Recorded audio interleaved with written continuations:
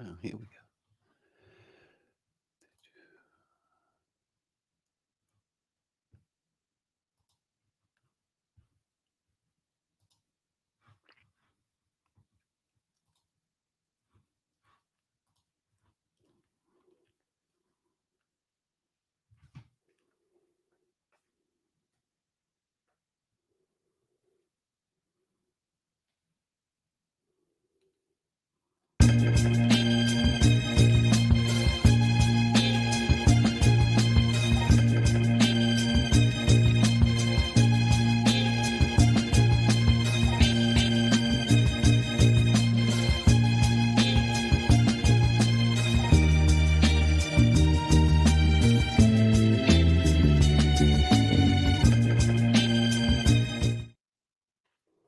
Good morning and welcome to the National Newspaper Publishers Association's Let It Be Known. It's a totally Randy morning, as we see we got from the Houston Forward That's right. Times. Totally Randy Thursday. Hi, Totally Stacy. Randy. There you go.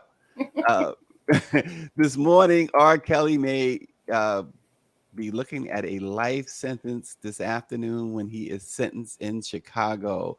We're going to discuss that. Also, we conclude Black History Month, but Toure, the acclaimed journalist who now writes for the Grio, wrote a column yesterday. I thought it was very interesting. He examined what a White History Month would look like. We're going to take a look at what Toure had in mind, and we'll discuss that too.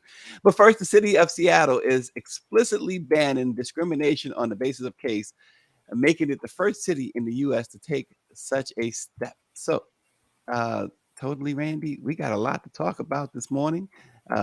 First, we'll start with Seattle. Um, so, this is the first city in the U.S. to take such a step to ban discrimination on the basis of the caste system. The city council out there approved an ordinance that amends the city's municipal code to include caste as a protected class alongside categories such as race, religion, and gender identity. Why is that important? Are we really asking this question? I Why say is it caste, and important? Greer says it's caste.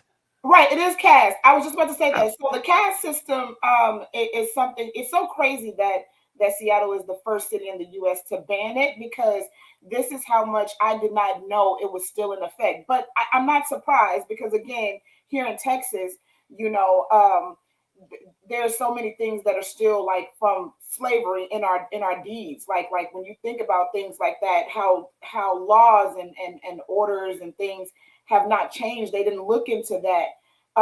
It's insane. The caste system is absolutely asinine. I don't know who came up with it, but you know that movie Untouchables. The Yep. Untouchables don't mean that over in South Asia. Okay, the Untouchables are that you're so dark that you can't even touch those people. So the fact that Seattle is the first city in the U.S. to ban it, supremely asinine to me. I don't think that there should be much thought on banning that. If Seattle is the first, I think every city should look into like, hey, do we have that here? Let's ban it, right? Yeah. But you know, it's.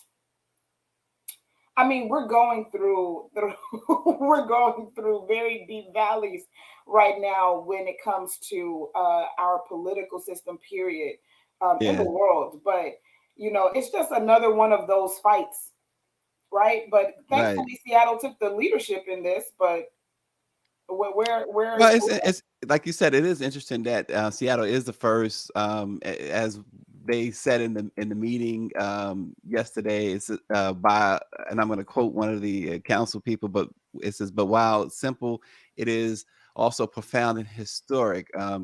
Caseism is an insidious form of discrimination that typically operates within South Asian communities. The case system is a social hierarchy that divides people into rigid categories at birth." But, you know, um, the thing about it is when they highlight, and it's true, this says operates within South Asian communities, but you notice how fast, and I hate to just put it this way, but you notice how fast when, not that this was, happened so fast, but they are quick to make sure to take care of the evils done in other communities.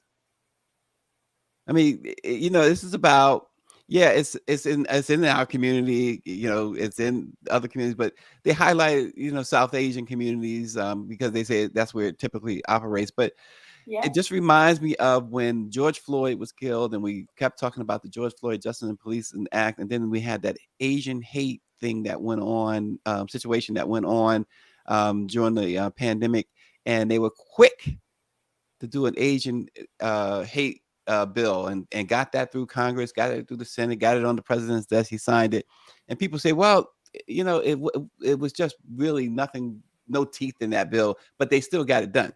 Right. Right. It's, And so, again, I hate to say this, a lot of people, I don't know about you, Stacey, but like I always tell some of my friends that I talk to, there is not a country I've been to that I have not experienced racism. I've traveled mhm, almost all over the world. I think I have three continents to hit before I travel. That's Antarctica, that's Australia, and Africa. But there's not a country I've been to where I have not experienced racism. So when you think about the caste system, the caste system, there is like, you know, a lot of people will not break it down to the stigma of racism, but it's mhm, all hidden under that. That yeah, discrimination comes from, like, if you it's just insane how so much hate is out in the world, and they justify it by saying, "Oh no, you were born into this section, or there is a hierarchy." It's not. It's just really rooted in hatred. And I think if we can pass those bills, like the Asian hate bill, which was wild, that I said it when the Asian hate bill was passed. I said, "Oh, the rest of us are staring at Congress and George Floyd bills." right. Uh, but again, the root of it is hatred, and I don't honestly, I don't think. What are we going to do to alleviate that? Power 96 says, please don't get me started on that Stop Asian Hate. A lot of Asians are extremely racist toward Black people. Absolutely. Absolutely. When I was in China, we didn't want to pay. We were leaving the Forbidden City. One thing I absolutely love about China is the Forbidden City. My favorite movie when I was 5 was The Last Emperor. I know Oh that. gosh, when you were 5. I was 5, and it was The Last Emperor was my favorite movie. But I always said that I would set, and it's the only movie that's actually filmed. Part of it is filmed in the Forbidden City. I said I would always step foot in the Forbidden City. Didn't want to pay the extra money that the taxi wanted to take us back. And I said, "Oh, that's okay." He didn't drive anywhere. When I asked him how much it was, he told us. I was like, "That's absolutely insane. That's not how much we paid to get here." Nor, obviously, I did my research. So I said, "We're going to get out." When I got out, he followed my sister and my best friend and I down a street, and he was like behind me because I was the one that was talking about it. He was behind me, like just going at it, like just calling me all kind of racist names, and then all of a sudden he spits Mm. in my best friend's face. Oh, that's where the gun come out. I'm sorry. Forget the knives. But And I'm not gonna get into them treating us like yeah. we couldn't even really tour the Forbidden City because we were treated Mm, it to someone who doesn't know. You would feel like they're treating you like a celebrity because they want to take pictures with you. They want to roll their babies up and take pictures of their babies with you. But it's more so like it felt more like a display yep. almost, like So I wasn't a real human. so 2 weeks ago, I was a couple of weeks ago, when the last time Greer can remind me, when I was in Washington, and on the Amtrak, and on the Acela first class, and and you get to pick your seats, but if it's crowded or whatever, sometimes when you pick, you notice that there's a table there, because they feed you on the Acela first class thing, right? You can eat, drink, or whatever. And so when there's one seat chosen, so that they have a table for 4, they have a table for 2, and that you sit across from each other. And the thing about it is that um, you look on the app, and you see that both those seats are open and other seats are open, but all the other seats are like at tables of 4, or they are at the aisle. I mean, not the aisle, but the window or whatever. I don't like if I'm traveling by myself to have to sit in the inside and somebody sits on the outside because I don't like crossing over people. I don't like people crossing over me either.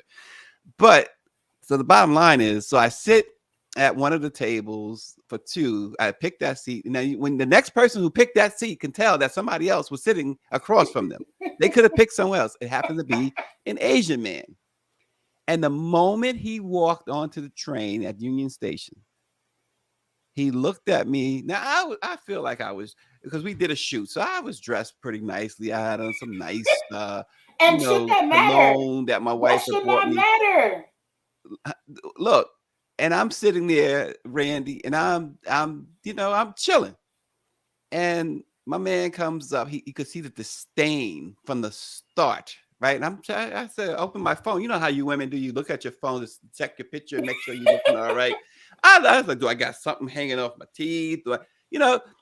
And so he sits down, and I notice he's got this hateful look. And I say, hello, good afternoon, whatever. And he just nods, right? And he's looking around the whole time. And so the conductor comes and he goes, um, is there any way I could change seats? And I'm thinking, you know what? First of all, Mr. Man, it should be a privilege for you to sit in my vicinity. Absolutely. I was so hot. I said, you know what? You could have, I had to tell him, you could have looked on the app. You saw on the app that somebody was sitting here. Don't let Maybe the New you were York hoping come that it out was an this day. Asian woman or another Asian man. But he got up, it was like, how dare you type thing. I was fit to be tied Right. that he didn't want to sit across from me. This black man, I felt like on that particular day, I was a good looking black man too. So it's like, I get David Youngblood said exactly, I guess he exactly what he wrote in exactly what I had in mind. He says, I'm comforted by knowing all the civil rights we enjoy in this country are hard won by African Americans, right? And his other part is not what I'm talking about, but he says, and because others enjoy them makes me love the ancestors more. But I'm gonna go to the first part. The first part, the hard fought.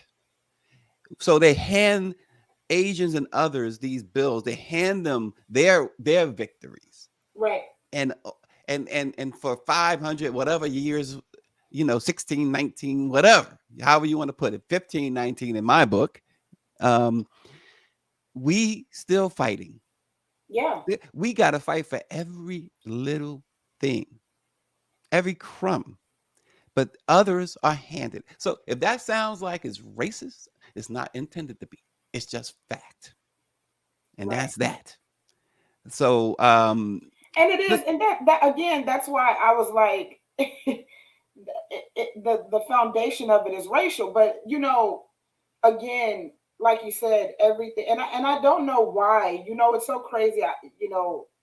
So many people. I have heard so many stories of why black people fight so hard and we get so little, and some of them are funny. Such as one of my friends said, they hated Jesus. We have to be from that direct line because oh, listen, that's our favorite lines from our grandmothers, and oh, they was talking about me. They talked about Jesus Christ. That's their favorite line, right? it is. It's But just but but listen, but listen. black people are the only people who have 8 days of the week, Sunday through Saturday, and then someday. Right, Someday. We right. the only ones.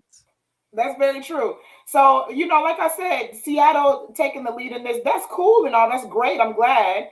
Um, but I think it needs to be a clean sweep. But when you have people like MTG, who are saying, "Hey, how about y'all go over there and we go over here?" I mean, it's just gonna be constant fighting, because I literally want to I kind of want to just sit all political parties down and just ask them, all of y'all are fighting for different things, but one thing that that has been remaining constant is the lack the lack of protection that you give black people. Mm-hmm. Again, people talk about affirmative action, and you think about what affirmative action did for Black people, Black companies, Black education, Black healthcare. You know what I mean? Like, you have to think that when you think about that, and I know you're going to segue into that White History Month, but when you think about things Don't like be talking about my how segues. in Texas these What are you doctors, talking about my segues for? Bobby Henry, she's not supposed to be talking about my segues until I segue. I Bobby says, mean, off our backs, others are freed, and we are still looked at as chattel. And she's looking at me like chattel, Bobby. I mean, honestly, it is what it is. When you think about it, you're like, how many people experience doctors literally, and this has happened in Texas, Oh, yeah. where these string of doctors are like, yeah, another one died, or hey, I lost two Black people today. Like, you're joking about life, people dying, but you're Yep. supposed to be pro-life, but you're joking about people dying. It makes sense. It doesn't. Well, We're meeting logic with irrational behavior, and they will never meet. We're trying to well, put logic with irrational behavior. and along those lines, we talk about doctors and stuff. We've talked about it on this program many a times. Why is it that Black women can't go in and have a normal childbirth? It's just everything that comes natural, that should come natural, is a struggle. Right. It's a struggle. So, Austin Cooper says, "Did I clap when the man walked away?" Yeah, I tell you the type of clapping I really wanted to do. But Right. anyway, No, I really want to know, like, how did that end? Because I it did. ended by him, the conductor telling him to go on the app and pick another seat, and that's what he did. And I told him, "Good riddance." And I wish I could have. That was the one moment. I don't know if he was Chinese or Taiwanese or what, but whatever he was, I wished I could speak his language because I wanted to just, I wanted, I wanted to cut him down in his own language. Right. I said, I normally can hear your accent, Stacey, but I can only imagine how the New York came out, how Queens came out of you. Queens in the house, Jamaica, South Side. Queens get the money. That's right. That's right. Kings from Queens. From Queens comes kings. Right. We raising hell like a. I Oh, love we're it. going to the Run DMC song now. Okay, so those my boys. Run DMC. Those my Right. boys. Um, White History Month should definitely include a discussion of how the early waves of white settlers in America removed the Native Americans from their land. Toure, we had Toure on the program last year. Toure is a nationally acclaimed journalist, but he really put something together there to think about as we come to a close on Black History Month. He said, "Imagine a White History Month." He says, "This is not a nice story." He said there was a mass murder. There were treaties that white Americans violated. There were blankets with smallpox in them given to American Indian civilians, which is like biological warfare and domestic terrorism, all wrapped in one. He goes on. Toure came. You know, I wasn't expecting the column like this from anybody, but Right. Toure, right? But it's not. It's really not. What's up, Monique Daniels? I always got to call out Monique Daniels. It's something about Monique Daniels that I call out. Um, She's my sister. White Americans wrote and designed an amazing democracy that said all men are created equal, which is brilliant, he says, and inspiring, except when you remember that they did not actually believe that. Right. Slavery would be a big part of White History Month. Why? He says, well, who were the slave traffickers? Who were the slave owners? Who were the slave traders? Who benefited from slavery? He says, I think some of the white people in the audience are looking for the exits by this point because they thought the horrors of Black history would be left out of White History Month. But no, slavery is white history too. Yep. It's oh, Misha's watching. What's up, Misha? Hey, Misha Green. Mimi. My wife is watching. She says, I was just talking about being judged by medical professionals as having anxiety anytime I tell them I have a health issue. And that is so true. We can't even get appointments around here. Mrs. Brown hit it straight on the head. Absolutely. But so this would be a part of white history too, right? No, How the yes, medical stuff. yeah, absolutely. Like, I don't think I think, honestly, well, let's get down to the nitty gritty of it, Stacey. The whole argument for why isn't there a White History Month is it's the parties, it's the day parties, it's White the history is every fun. month. Right, but the reason why every month, every February, every year, this trends, where's White History Month? Why we don't have? Because they're looking at the fun. If you think about it, um, others is what I like to say. People who are not black people, they have an obsession, a love hate with black culture. They want to look black. They I'm want to so, talk black. They want to behave black. They want to do black music. They want to have black clothes. They want to have black style. But they don't want to. They don't want to be black, right? But yep. when it comes to white, and so they don't think in their mind what exactly. When it comes to White History Month, they're thinking in their mind, "Hey, we want the day parties. We want the feeling of pride that they get when they talk about their inventions and things of that sort." Toure says something, and it's so funny that I love that he made other journalists write, Hmm. because when he did his, he made other people write about his piece, and that's how you know your piece is powerful. Yeah, And he yeah. said the genius of it is that it works just as white privilege does. You need to do nothing to activate it. The advantage comes automatically, just like White History Month happens automatically. And what he meant by that, exactly, you when you start thinking of things, and again, I hate to say this, but in history they have lied. So the White History Month won't look factual like that. It won't look Hmm. like, hey, we stole things from your Right. culture.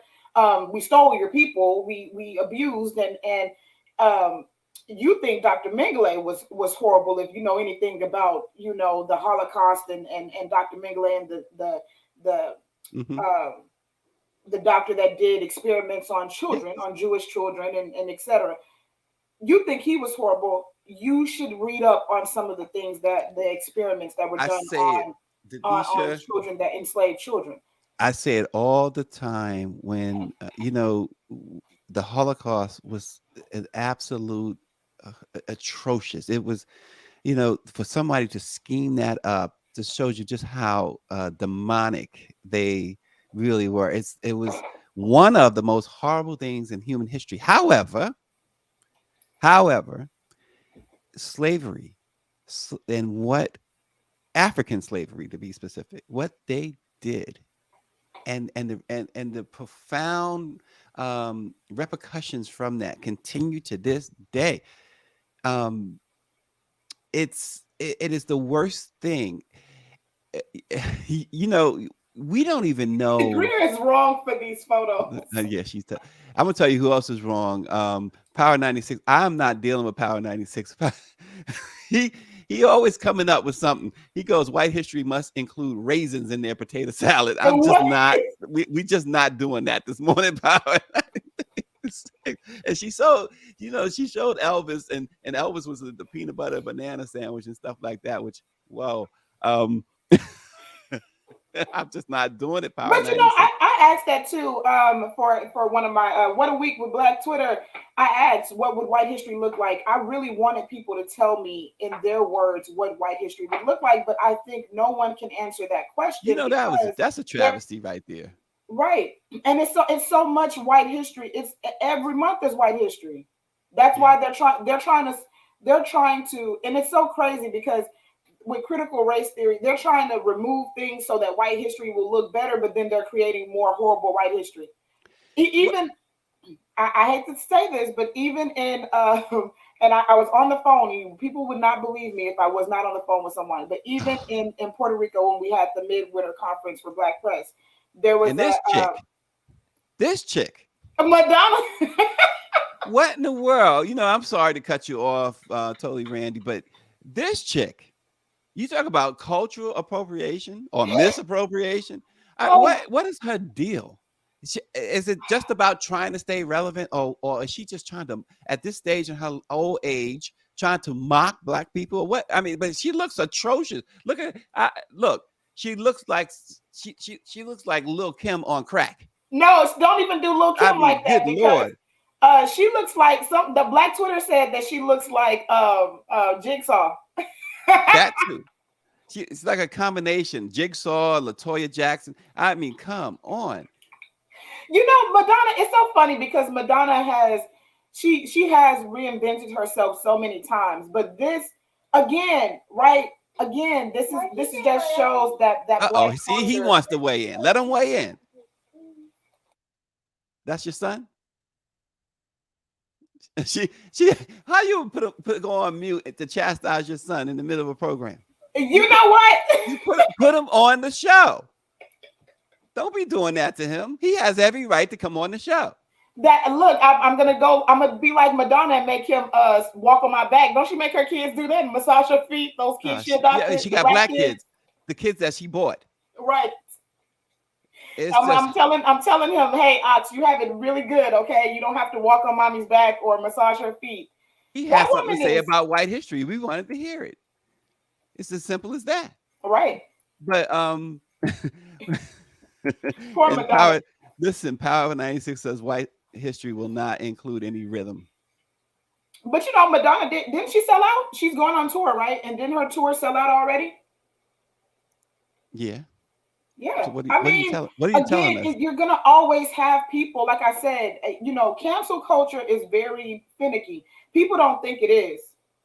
Well, right, it is. Because you totally Randy go on Twitter or wherever or this program and do something crazy, you cancel. Let me do. But Madonna can't get canceled. And I mean, this chick, I don't even know what to say about her anymore. She was dating at one point this like 18-year-old black dude, right? I don't know if he's 18. He's somewhere in that vicinity. Then she was dating some 20-year-old black girl. Black girl. Black girl. What is she doing? I mean, you know, she being Madonna. When you amass that amount of fame, you But what does that have feel to do with black people? Why she up and all these little black kids she bought? we run the culture. I mean, it just is what it is. You Do know, you we run the remember? culture. People get upset about that. They hate to say that. No, you guys don't. You don't run the culture. Yes, we Well, do. hey, Randy, do you remember a few years ago Madonna used the N-word to describe one of her kids? Hmm. It's Still can't get canceled. She still has, can't but get. she. When you think about the icons, right, in history, Madonna is up there. She's up there. It's Michael Jackson. It's Prince. It's Whitney Houston. It's Madonna. You know, she's up there. No list can erase what she's done. You know, but again, She's a culture vulture, Joni King says. hey, and amassed amount of money, a lot of money from that too. So Well, Toure goes on to write white Americans ran. Oh gosh, look at this. This is the one she called a little N-word, huh? that's a better photo of her though. He looks like Christina Applegate in that picture. Good call, Stacy. Hey, I I try. agree. I try. But Toure goes on to write white Americans ran slavery for hundreds of years. And because of slavery, America developed into the global economic power that it has been ever since. This was not simply because of the country having free labor, but also because of the value created by enslaving human bodies. The enslaved people themselves were a commodity. White people benefited immensely from slavery in ways that continue to this day. That said, they also did a good thing. After hundreds of years of this peculiar institution in a war that divided the nation, white people finally abolished slavery. Given how long it went on before they stopped it, they should not be expecting a thank you. Toure really hit it out the park with this He column. did. He really did. People can check it out at the Grio.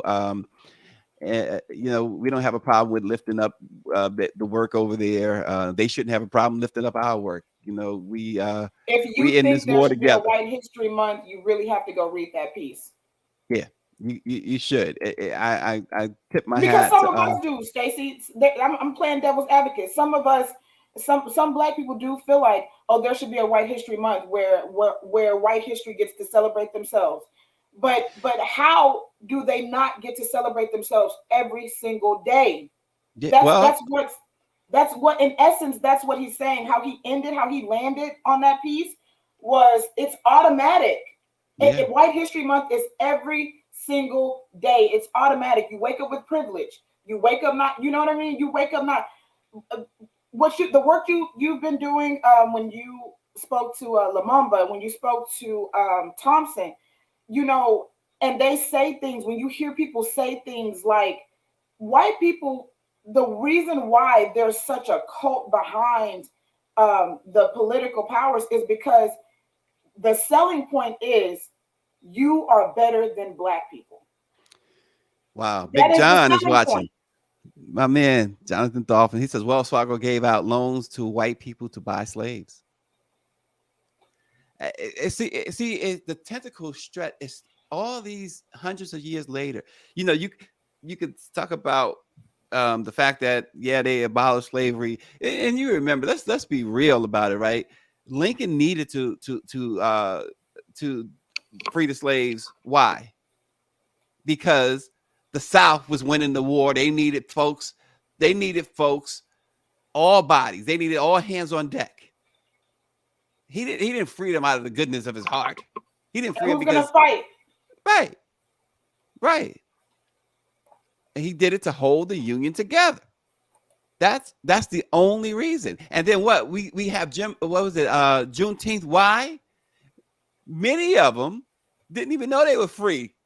So folks in your jurisdiction, Randy, in Texas, it Right? took a year. Was it a year or so? Two. I think it Two was years. two. It was two. Um. So and nobody was in a rush to tell them. And then by that point too, that's the other thing that's lost on all this. 2 years, Joni King. You're right. John says 2 years.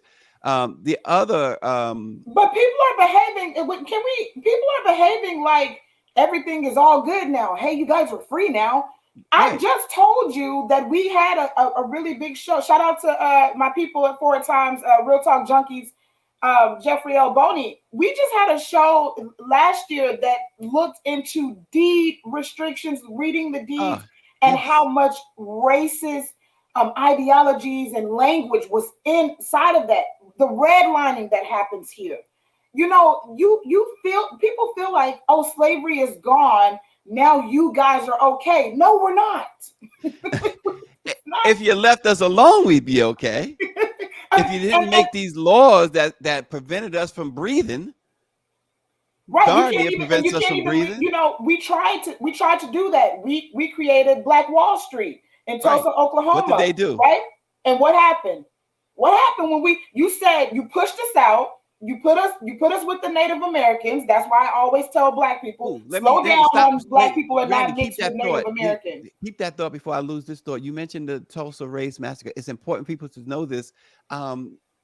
This coming Monday at the Ghana Embassy in Washington D.C. Viola Fletcher, they call her Mother Fletcher. She's 108 years old, and her brother, they call him Uncle Red. Um, he's 102, I believe, 101. They are getting Ghana citizenship. They are the only two survivors of the Tulsa race massacre.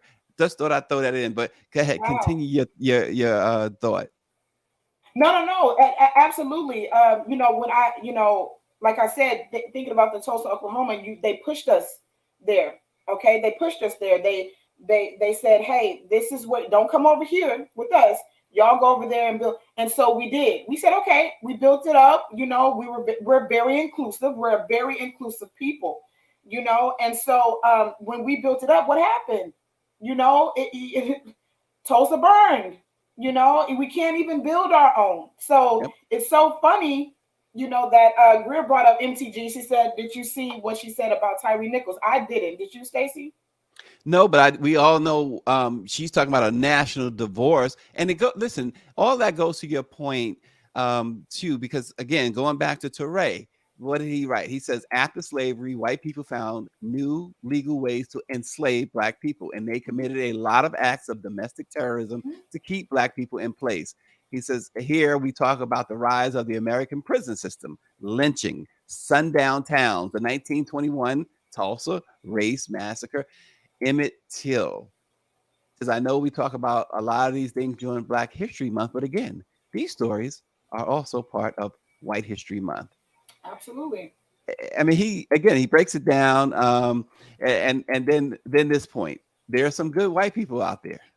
Don't press me for names right now, but I'm sure they exist. We also have to do World War One and World War Two, which looks pretty great for white people, and the Vietnam, which does not.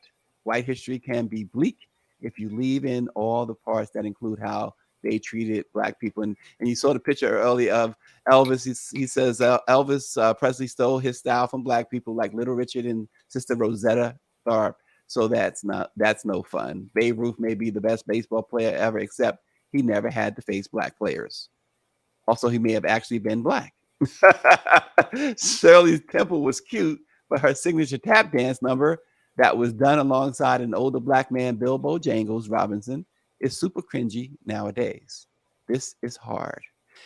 There's a good breakdown. And somebody pointed out, I think it was Power 96, that in the some places in the South, it's April is basically White History Month. It's Confederacy Month that they observe. So We don't see that. I don't see that in Houston, but I I can only imagine. I mean, there are some people, unfortunately, there are some people who believed in slavery who still believes in slavery.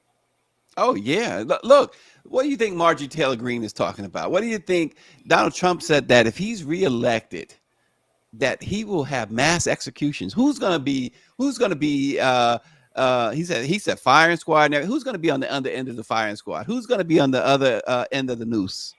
And Right? that's why it's so insane for people of color who are not black to be racist or feud with black people. Y'all are also on the other end. Y'all are not holding the gun. Y'all are also y'all standing right with us when it comes to that firing And squad. it's insane, Randy, for the way some of us behave when we make it, when we get big, as they say, when we become superstars and billionaires or whatever, and we turn our nose up at our people. It's just, to me, it's insane. And I'm not talking about your boy. I'm not And talking you about know your what? boy. I was waiting. I'm not talking about your boy. So you could take a deep breath. She tried to kill me in San Juan because I mentioned a certain someone who Absolutely. I'm I'm gonna not a always fan think about of. him. I'm not a fan of. I don't I, hate on him, but I'm not a fan.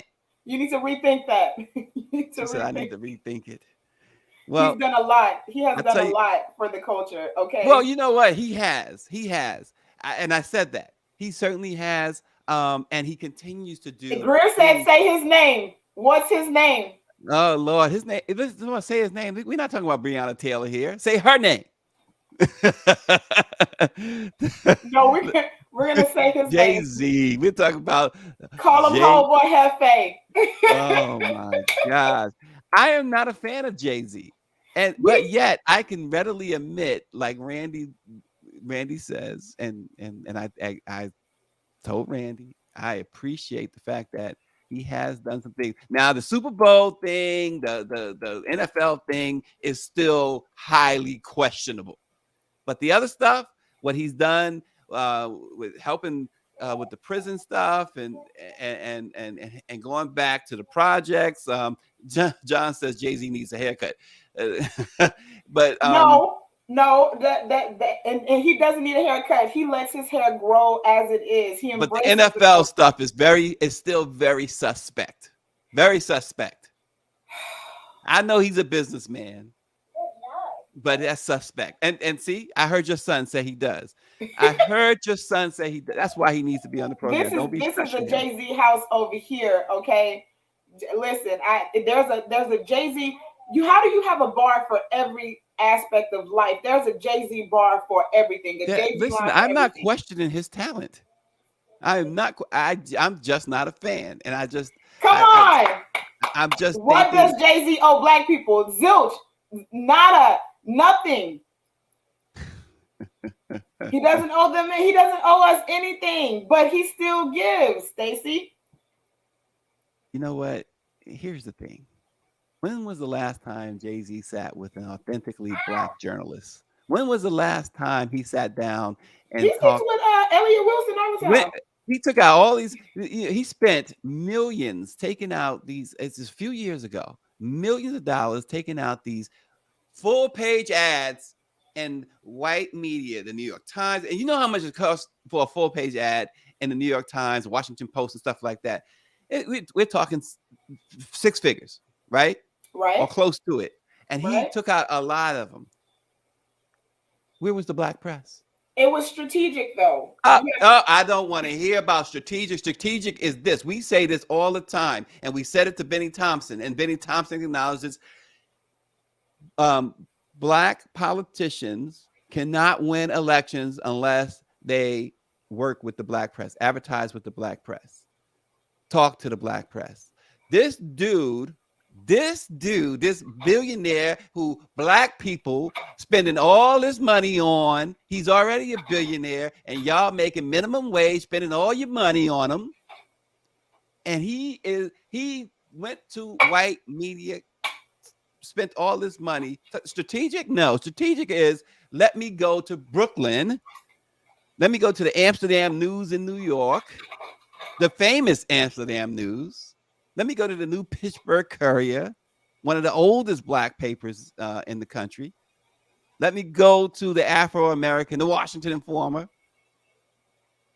That's not strategic, spending Let me it ask with you the a white question. media. When was the last time? Do you know when was the last time that full page ad, that type of ad, flowed through mainstream media like that?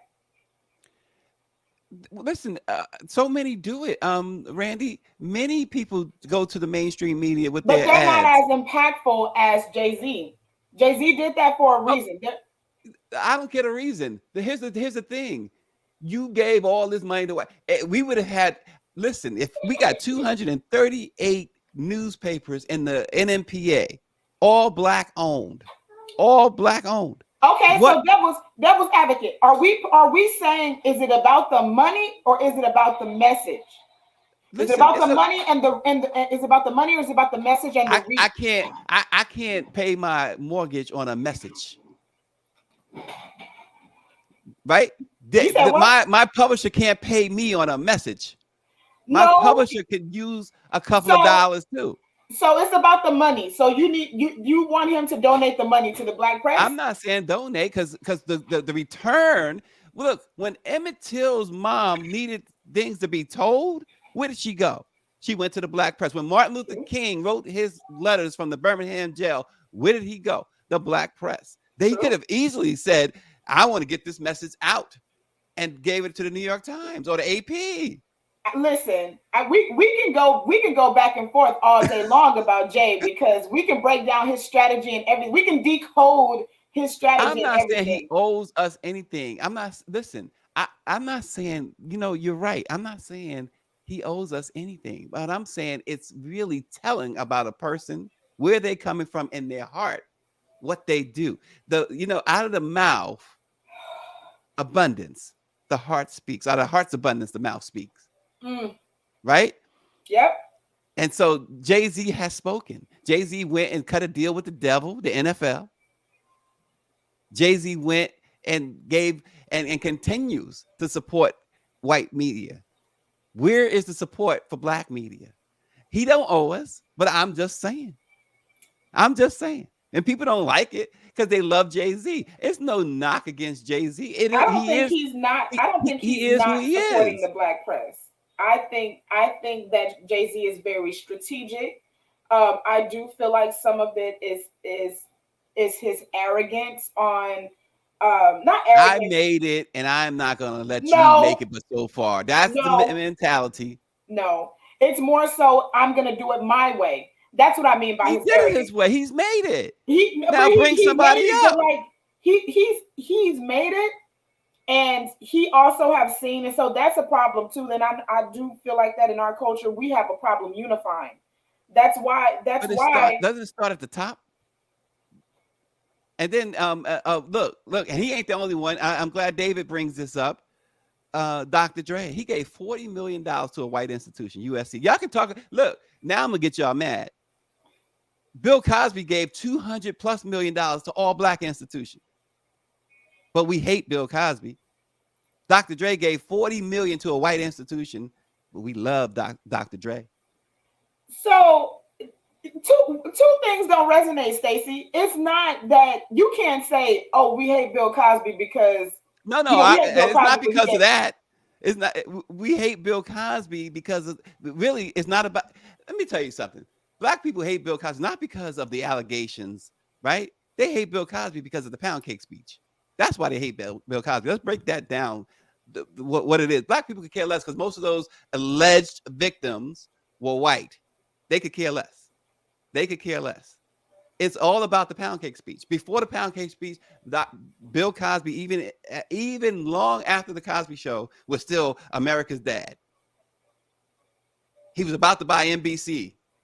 Black people was like, yes, Bill Cosby's gonna buy NBC.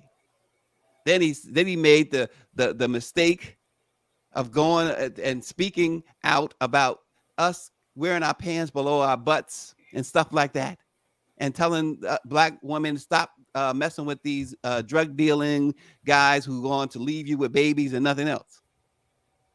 But all that is beside the point. The bottom line is, if it wasn't for the black press, there would be no Jay-Z. If it wasn't for the black press, there would be no Dr. Dre. You made Jay, make another Jay. Again, it's we keep doing it. You made Jay, make another Jay. Them out. And make another Jay. They start off, Randy. They start off with us, and the moment they get the white attention and the white money, we can't even get a phone call back. Do they start off with us, or do we start off with them? Yes. Do they start off with us, or do we start off with them? No, see, Jay was gonna always be Jay. Randy, they come to us. Look. Michael Jackson used to talk about that. How it was always, and the proof is in the pudding. You go Ebony and Jet. He was right on. We had Cynthia Horner on a year or so ago. Right on. That was his thing back when he was coming up. I'm gonna let you get this off. I'm gonna let you get this off. But absolutely no. Absolutely no. And you brought up the wrong. I'm with Greer. You brought up the wrong person because no, Randy. I know you love Jay-Z, and I respect Jay-Z's talent. He has undeniable talent. He has an undeniable business eye. Perhaps the best of any of those guys out there, right? Certainly better than Diddy. Certainly better, and Diddy's another one. Don't get me started on him. What was that commercial? Oh my gosh. Do you even still know what that commercial was about? You can't. That commercial was about him flexing a little bit. Yeah, I mean, exactly. And shout out to Greer. Jay does as much as Oprah.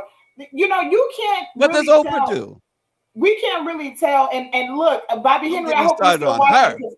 I'm gonna mention his segue again. You can't really tell people how to support the people that they love. You can't really tell people what to do. Listen, Randy, we can't with their money, but they do a lot. Agreed. Oprah does a lot for the Black community, and so does Jay.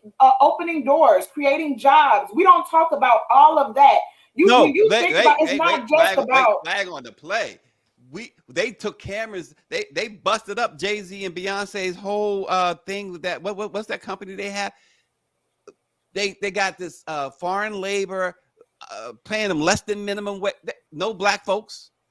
We deal with, we have reached out on a number of occasions, this program, to Jay-Z. We get Jana Fleischman or whatever her name is all the time. And Jana told me, look, she got his schedule to even down to bathroom time. Ain't nobody having that much control over my schedule, number one. But look, we get nothing. Absolutely. They tell you why? Not even something as simple as this. Not even to come on the show. Writing good stuff like what Rock Nation did for Parchment Prison. I asked for a statement. I couldn't even get a written statement. He could have had a minion just write something and send it over. A no comment. But then I pick up the USA Today, and he's quoted throughout. It's but give is me it a from him? break. But is it I'm from going him? back to what Claudette. Okay, so Claudette Perry, who would know better as much as anybody. Black billionaires need to bring their messages through the black press and quote force white media to come to the black press for information. Black billionaires should help the black newspapers on which they were raised. White people will never respect us if we don't respect ourselves. And to me, case closed.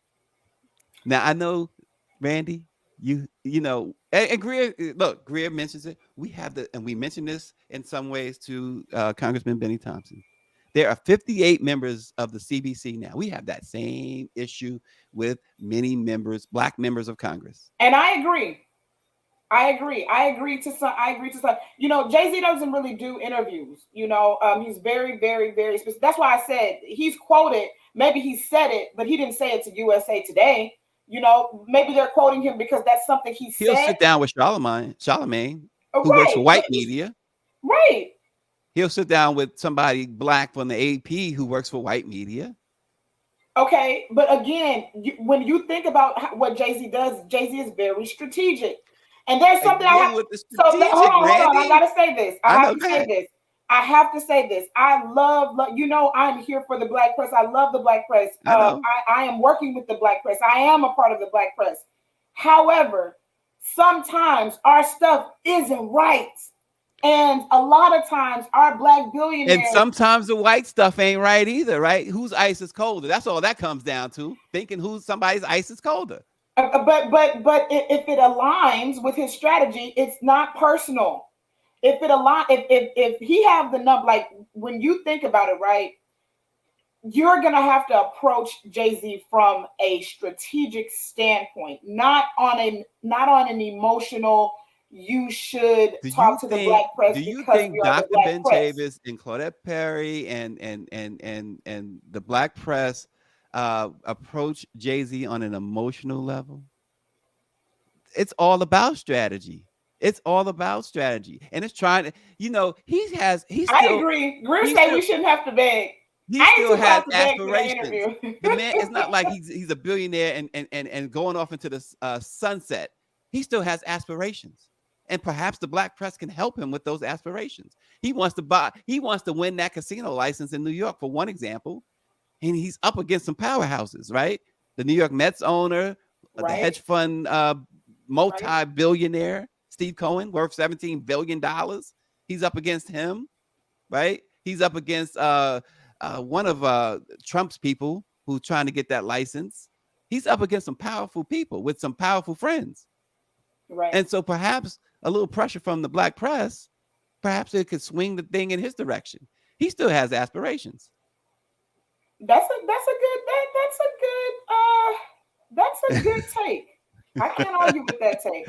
Listen, Randy, I listen, don't let nobody change your thoughts on Jay-Z because nobody's gonna change mine.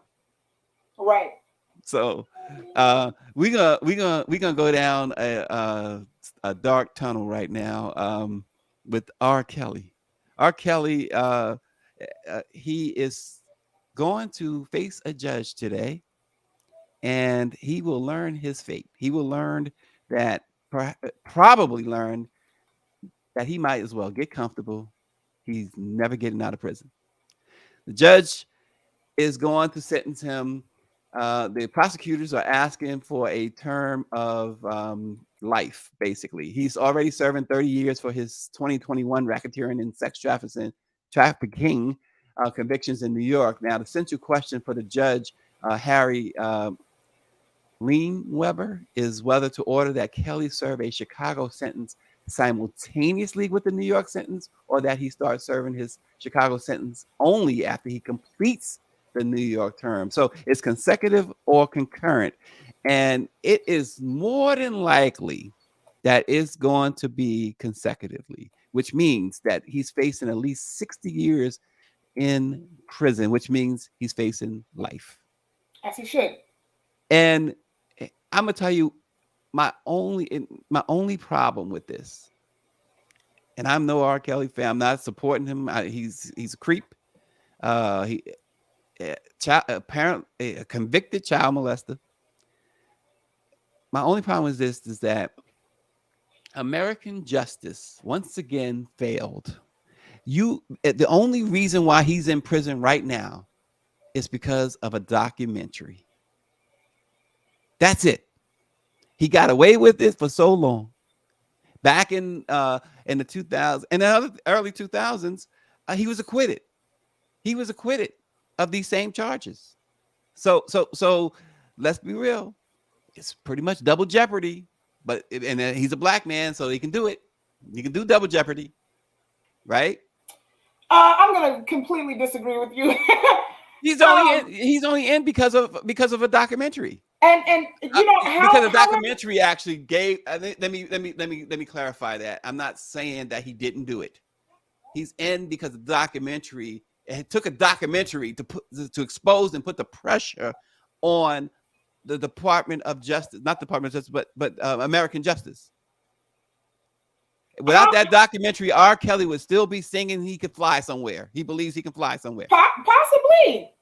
You're possibly right. But however they achieved justice, however they achieved it. You know, R. Kelly just came out with, K-Relly is what I call him. R. Kelly just came out with another album. No, that turned out to be false. That was his songs. No, he didn't do it. The people said that he recorded a new album in prison.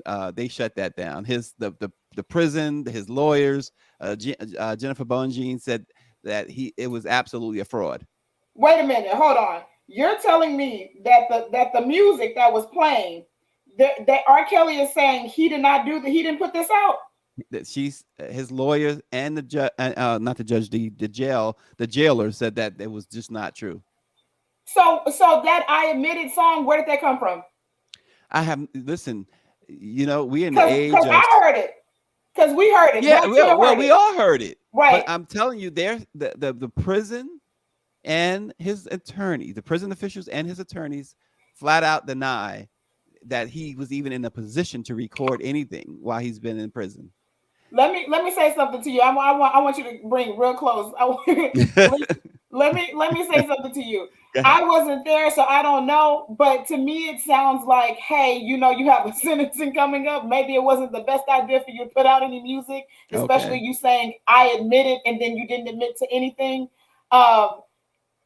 You know, R. Kelly, again, when you amass such amount of fame and you are very talented, because he is very talented, you sometimes become very delusional. You have delusions of grandeur, that you're bigger than your situation, that you're bigger than whatever. And I personally think that he did put that out.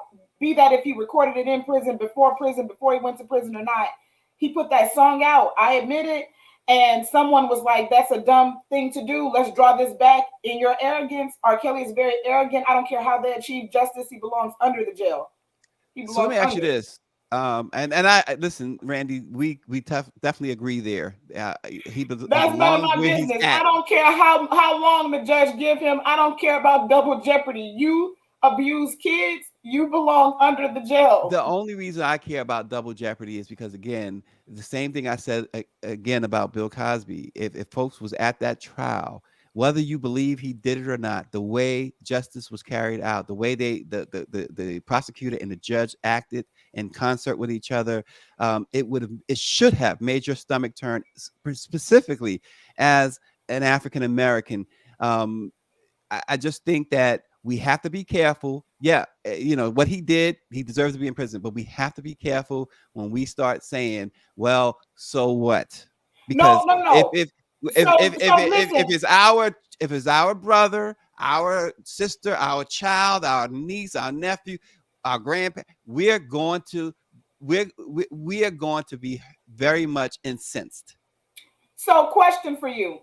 The reason why I'm saying I don't care about double jeopardy is not that I don't care about how the law is carried out, how justice is carried out.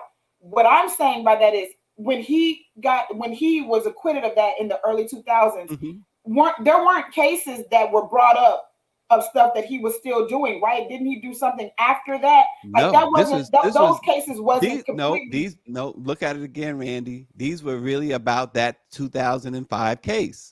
This was about that 2005 case. Now, Was he doing other stuff? They never brought into evidence that he was. The only evidence they brought in was back then, and the main evidence was the documentary Surviving R. Kelly. That was the primary. And at that point, and they talk about jury nullification and jurors having to not know about a case. They should have tried this thing in Vietnam or somewhere, because there's not a juror. No, let me explain. The court says that they don't put jurors on there who know details about a case. There's no one in America who didn't know details about R. Kelly's situation. That document, if you didn't watch it, you read about it. If you didn't read about it, it was on the news. And there's another one, right? Isn't there supposed to be a It was last two. installment? It was two. No, it was two. But Right. there's It was no way R. Kelly could get a fair trial. It was no way. Now it was no way. It was impossible. I'm not, listen, you're not understanding, Randy. I'm not saying he's not guilty. I'm not saying he's, I think he's 100% guilty. But what I'm saying is we have to be careful as Black people when we don't care about fair trials, when we don't, we just no, talked I about care about fair trials, but there's another installment. There's one more installment. It's not just two pieces. There's another installment. I understand that. Right. I understand that. So again, that's why I'm saying, like, I care about a fair trial when it comes to anybody, right? You have to be fair in your trial. But this man is a notorious. He is, but notice you said pedophile. But. Notice you said but. So we're accepting, when we say but, we're accepting that this American justice system can do whatever it is to get a Black man, because they're not doing this to white folks. He is a monster. He's a monster. Okay, so there are, so when you say they're not doing it to white folks, we have to say they're not breaking the law to get white folks. They're not breaking that. You don't see, like I said, I sat through every second of the 2 Cosby trials, and I went to that trial. Dr. Chavis sent me to cover that trial, both those trials, thinking, like everybody else, that this case, and remember, the Cosby trial was only about one woman. Let's clarify that, right? And I went there, and just like everybody else, oh, this is a slam dunk. They're gonna, he's done. He's cooked. He did it.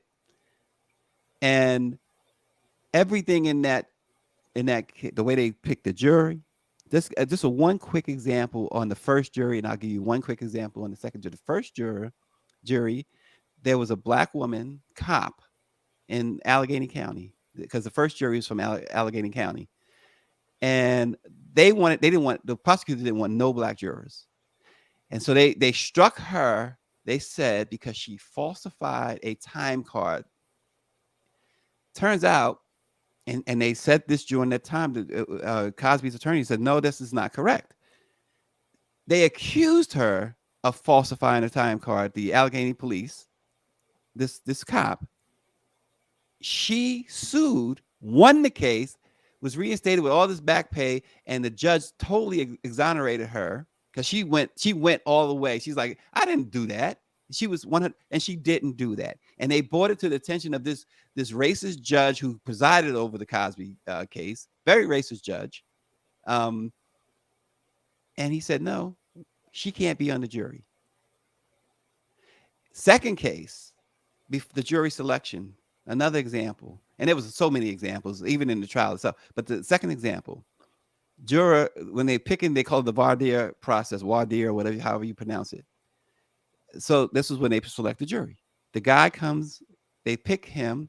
The defense, they didn't object.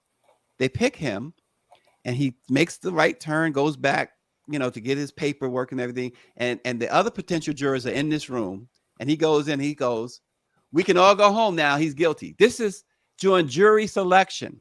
Cosby's team says, no, you got to kick him off the jury. They got witnesses to say, this guy said this. The judge says, no, we're keeping him. Right. And I'm with you. I hear you, Stacey, and I'm with Greer.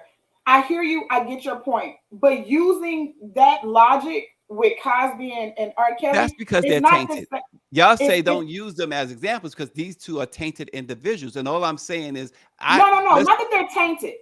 Not that Mhm. they're tainted. What I'm saying is this.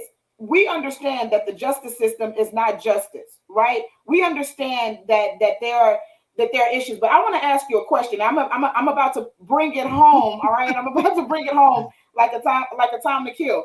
Samuel L. Jackson and Matthew McConaughey. Let me ask you a question. Because he didn't get a fair trial, let's say they release R. Kelly. You have daughters. You want a person like R. Kelly released around your kids?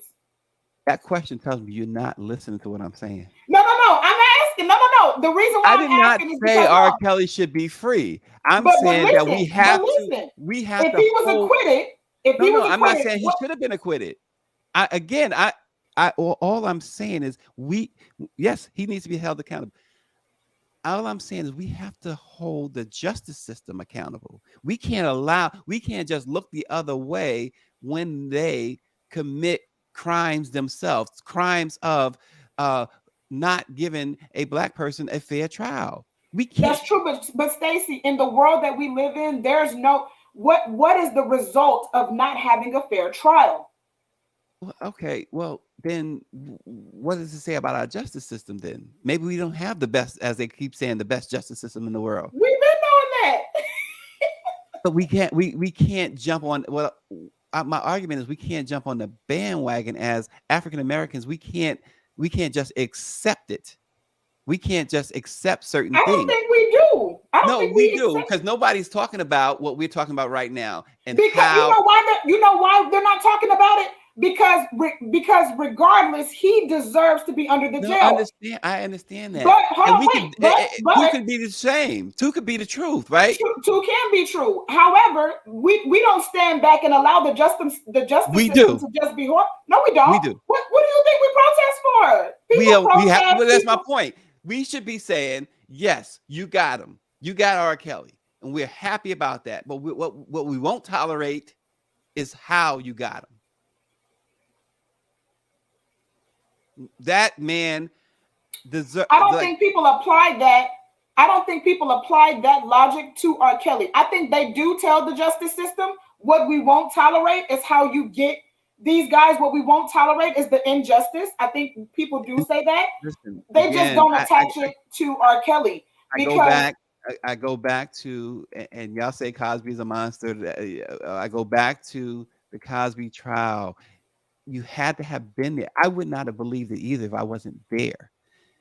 The shenanigans. You had a judge whistling, and while the jury was deliberating, whistling "Kill Bill" outside the jury room. The judge. Is that okay? no, it's not Should okay. we accept that? No, That's. It's not about, for me. I'm glad R. Kelly's locked up. I'm totally glad he's locked up.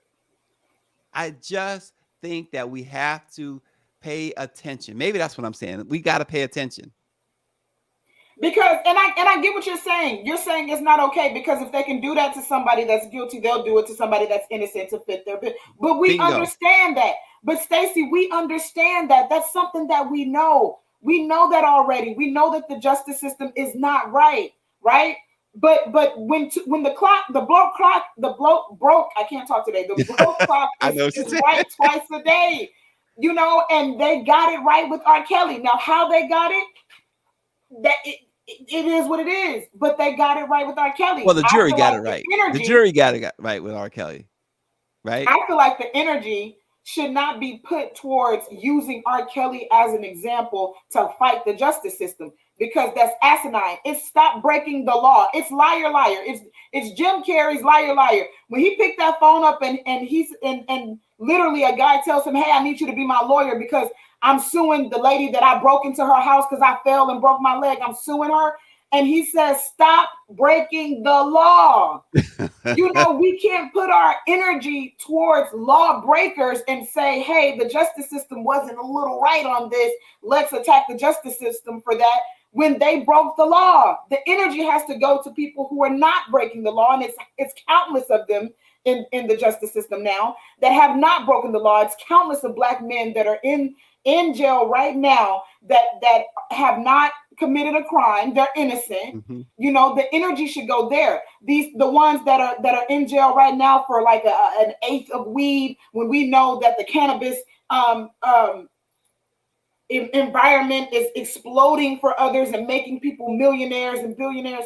But you have these young men locked up serving 25 years for weed. You know what I mean? The energy should go there. It should I not agree. go to these people who have broken the law in the most heinous way, which is dealing with kids. Totally, Randy. You are totally right. And we will Boom. leave it with this. Two things, real quick. Power 96 says, I said this before. Every adult involved in the R. Kelly case, when he was committing these crimes, they should also be in prison, including those girls' parents. I don't disagree with that either. And I'll leave this with Claudette Perry. She says, Bill Cosby, Michael Jackson, O.J. Simpson, Kanye West, R. Kelly, and many other black billionaires should have taught us by now. No matter how much money you have or how much you are loved by your people, they still perceive you as a black man, and they can and will bring you down if you cross them or if you commit R. Kelly type crimes, right? No, Claudette actually quoted a Jay-Z line. Oh Jay-Z Lord, said, here we go. All right, still Nigga. go ahead. Wrap us out. We gotta go, y'all. Give us a Jay-Z lyric. He just said it. He said it doesn't matter. You still Nigga. Thanks for OJ, the watching. story of OJ. Thanks, totally, Randy. We appreciate you so much. Thank you for watching. Let it be known. We'll see you tomorrow.